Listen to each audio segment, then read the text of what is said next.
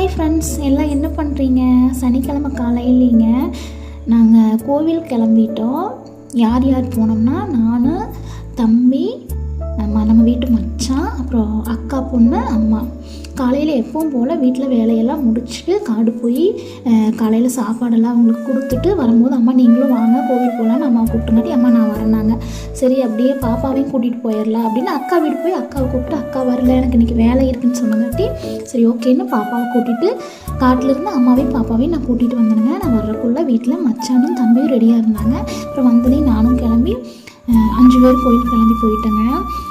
இந்த கோவில் வந்து யார் யாரெல்லாம் போயிருக்கீங்க, என்ன கோவில்னு உங்களால் கண்டுபிடிக்க முடிஞ்சதுன்னா கமெண்ட் பண்ணுங்கள். இல்லைன்னா லாஸ்ட்டாக நான் என்ன கோவில்னு சொல்கிறேன். நல்ல கூட்டமாக இருந்ததுங்க, சரியான கூட்டமாக இருந்துச்சு.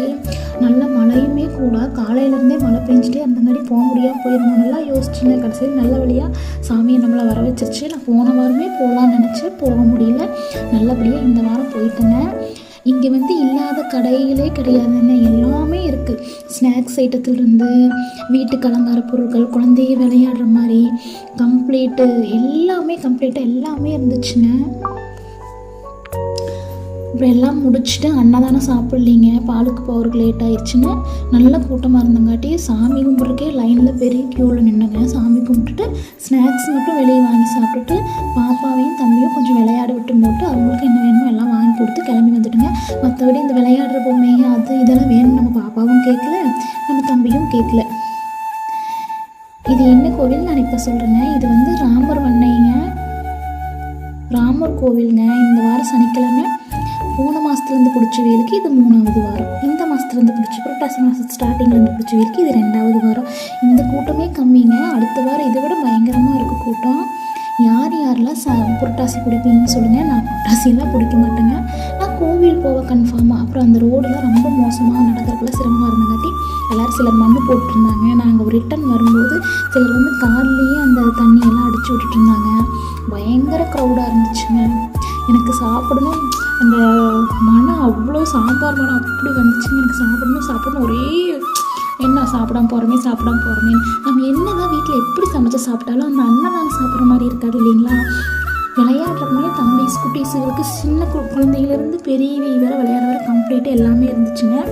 நான் வந்து போனக்காட்டி அந்த பெரிய ராட்டினம் துணி இருக்கு பாருங்க, அதில் போனேன். எனக்கு உயிரே போய் வந்துருச்சுங்க. இனிமேல் வாழ்நாளில் எல்லாம் ஏறவே கூடாதுன்னு அன்றைக்கி முடிவு பண்ணவதான்.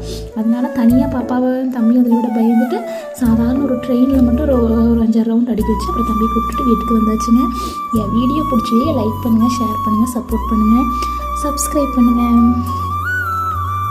யாரெல்லாம் இந்த கோவில் வந்திருக்கீங்கன்னு எனக்கு ஒரு கமெண்ட் பண்ணுங்கள். அப்புறம் கோவிலில் வந்து பரதநாட்டியமே போட்டிருந்தாங்க. பரதநாட்டியம் குட்டீஸு தம்பி ஸ்கூல்லேருந்து கூட வந்து டான்ஸ் எல்லாம் பண்ணியிருந்தாங்க. எல்லா வீடியோவும் என்னால் இந்த க்ரௌடில் எடுக்க முடியல, என்னால் முடிஞ்ச அளவுக்கு எடுத்திருக்கேன்.